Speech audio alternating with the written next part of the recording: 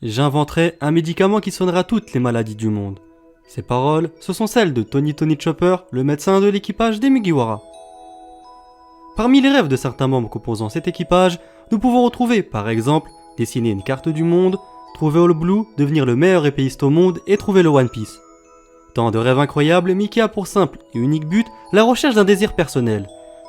Ce qui n'est pas le cas de Chopper, ça, il faut bien l'avouer, car là où les Mugiwara cherchent désespérément à atteindre un rêve qui leur est propre, ce dernier semble plutôt posséder un rêve qui pourrait profiter bien plus aux autres qu'à lui-même. Car oui, le rêve de Chopper, c'est de réussir à créer un remède qui pourrait soigner toutes les maladies de ce monde. Et oui, entre quête de savoir, désillusion, rêve utopique, Chopper semble sans aucun doute posséder l'un des rêves les plus compliqués à réaliser dans ce manga, si ce n'est le plus. Mais n'ayez crainte la famille, car je suis en mesure de vous présenter l'aliment qui sera, et j'en suis certain, la clé de la création du médicament qui soignera toutes les maladies de ce monde. Et donc, sans plus attendre, commençons la théorie, c'est parti.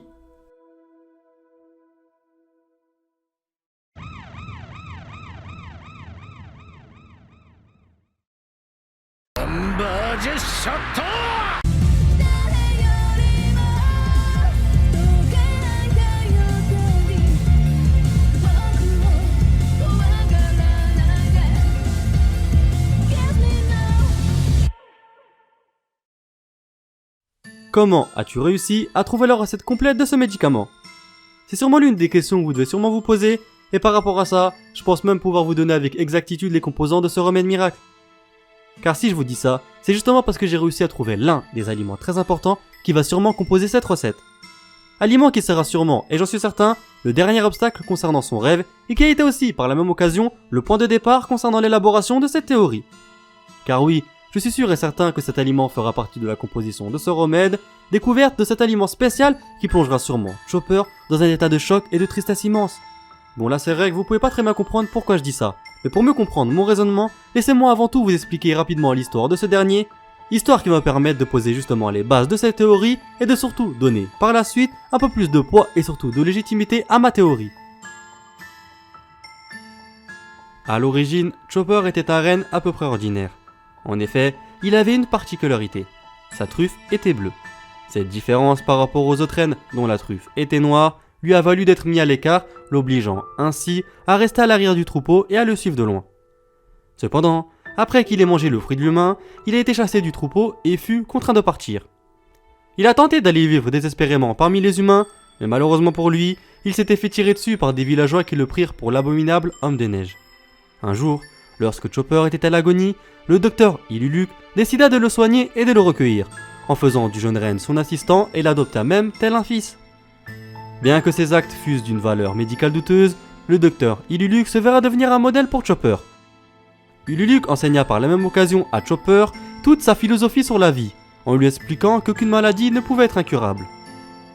Et c'est justement à partir de l'idée de cette philosophie qu'un rêve a commencé à germer dans la tête de Chopper. Concernant Iluluk, ce que l'on sait de lui, c'est qu'il a fait office de figure paternelle de Chopper et qu'il a été aussi, d'ailleurs à l'origine, du nom Tony Chopper, personnage qui, je le rappelle, vivait auparavant sans nom. Je disais un peu plus tôt que Chopper allait réussir à créer un remède qui soignera toutes les maladies de ce monde. Et si j'ai dit ça, c'est sûrement parce qu'il a eu comme professeur sûrement les deux plus talentueux dans le monde de One Piece. Toujours concernant Iluluk, ce que l'on sait concernant ses aptitudes, c'est que sa principale force résidait dans ses expériences scientifiques, et malgré le fait qu'il soit loin d'être bénéfique sur le plan médical, il était capable de créer plusieurs mélanges avec des résultats plutôt variables. D'ailleurs, après sa mort, il a même réussi à créer des cerisiers florissant dans la neige, dans l'espoir de guérir le cœur attristé des habitants du royaume de Drum. Son travail n'a été finalement réalisé qu'après sa mort, et ce, lorsque Korea avait dispersé la poutre dans le ciel. On avait finalement vu que ses recherches avaient finalement abouti de façon définitive. Eh bien oui, les flocons de neige tombant sur l'île de Drum étaient d'une couleur rose grâce à cette poudre. Concernant son deuxième professeur répondant au nom de Doctorine, ce que l'on sait concernant ses aptitudes, c'est qu'elle possède un savoir-faire génial et une immense connaissance médicale parmi même les meilleurs médecins du monde. Sa compréhension de la médecine et de l'art de guérir est vraiment exceptionnelle, même parmi les docteurs en médecine du royaume de Drum. Car elle pouvait non seulement vivre seule au-delà d'une espérance de vie normale, mais aussi conserver une santé extrêmement robuste. Elle a aussi été dans la capacité de créer un antibiotique pour son ennemi, et ce, même si elle avait été mordue et infectée par l'ancienne tique Kestia que l'on croyait éteint depuis plusieurs années. Elle est également l'une des rares médecins à travers le monde autorisés à utiliser le médicament très limité, le NH10. Elle a d'ailleurs transmis bon nombre de ses compétences et connaissances à Chopper, qui est devenu par la suite un grand médecin à part entière. Et donc, en ayant reçu l'apprentissage des 2 plus grands médecins de ce monde, vous vous doutez bien que Chopper possède toutes les prédispositions pour être la personne qui réussira un jour à créer cet incroyable remède. Et parmi les éléments qui vont sûrement composer ce remède, je suis sûr et certain que l'on va retrouver le NH10. Alors oui, je sais vous allez me dire quoi. En effet, le NH10 est une drogue stimulante très addictive, drogue qui a été utilisée notamment par Caesar Clown, mais ce qu'il faut savoir là-dessus, c'est que lorsque celui-ci est utilisé correctement, il peut servir de ce fait en tant que médicament tout à fait normal et surtout non addictif.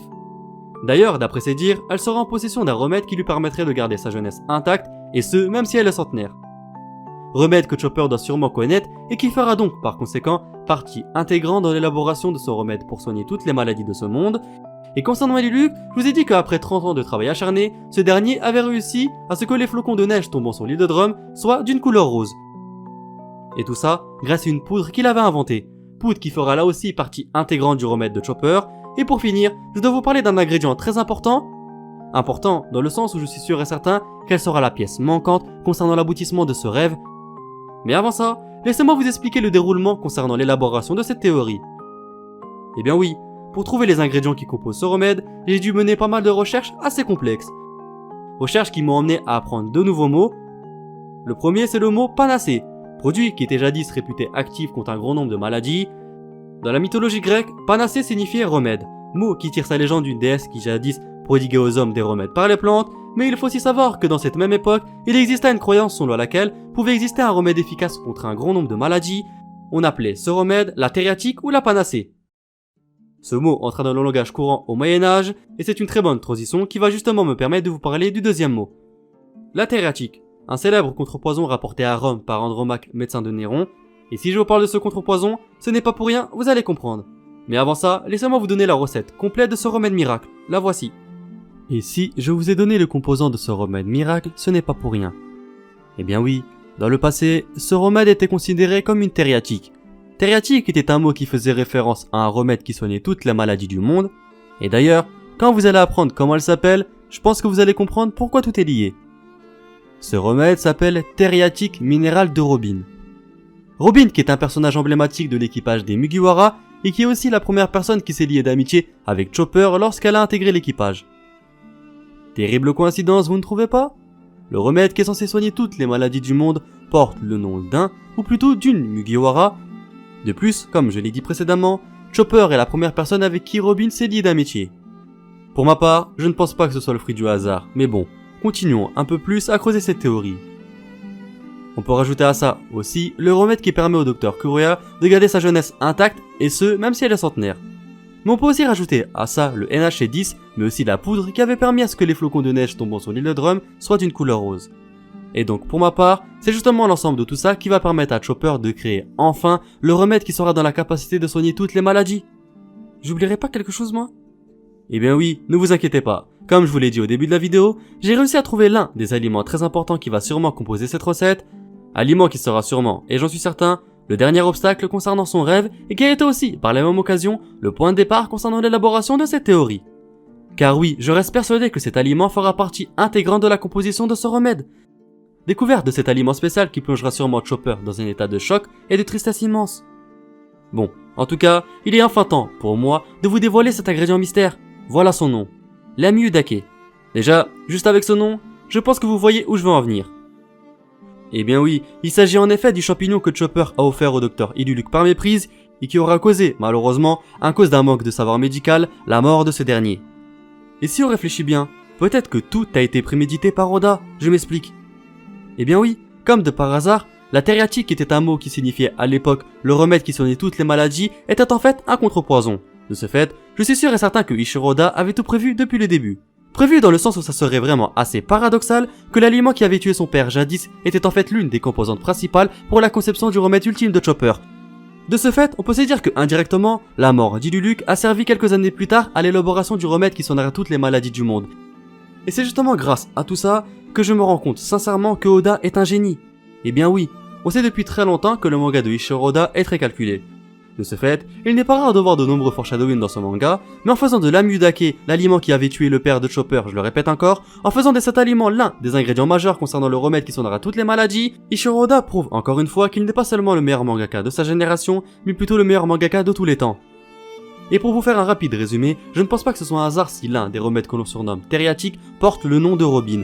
Pas un hasard si l'amudake, qui est à l'origine de la mort du docteur Iluluk, soit en fait un ingrédient essentiel concernant l'élaboration du remède qui soignera toutes les maladies du monde. Pas un hasard s'il a mangé le seul fruit du démon, qui contrairement à la plupart des autres fruits du démon, ne ressemble pas à un fruit, mais plutôt à un champignon beige avec un chapeau rouge. Fruit du démon qui peut encore faire penser là aussi à l'amudake, mais aussi pas un hasard si Chopper a dû vivre tous ses malheurs dans sa vie. Car oui, il faut bien l'avouer, si Chopper n'avait pas été rejeté par les siens dans le passé, et si surtout il n'avait pas mangé le Hito Itonomi qui lui permet justement de comprendre et de communiquer dans le langage humain, si il n'avait pas vécu tout ceci, il n'aurait jamais suivi les enseignements du docteur Iluluk et Doctorine. Ainsi, je pense que l'on peut comprendre aisément pourquoi il a dû vivre toutes ces terribles choses, comprendre aussi pourquoi Eiichiro Oda avait tout prévu depuis le début, mais aussi comprendre comment et surtout pourquoi il avait réussi à comprendre que l'amudake était l'aliment qui allait lui permettre justement de créer un panacée. Ce fameux remède qui va lui permettre justement de soigner toutes les maladies du monde, mais aussi par la même occasion réaliser un jour son rêve et surtout perpétuer le rêve de son défunt père, celui que l'on surnommait à l'époque le docteur Iluluk. Et bien voilà la famille, cette vidéo est d'ores et déjà terminée, j'espère sincèrement qu'elle vous aura plu. Si c'est le cas, je compte vraiment sur vous pour vous abonner, c'est vraiment important, à activer la petite cloche de notification pour ne rien louper des prochaines sorties, à liker, à me suivre sur tous mes réseaux sociaux et à partager un maximum cette vidéo, je compte vraiment sur vous. Moi je vous dis à très bientôt pour de prochaines vidéos. Jana!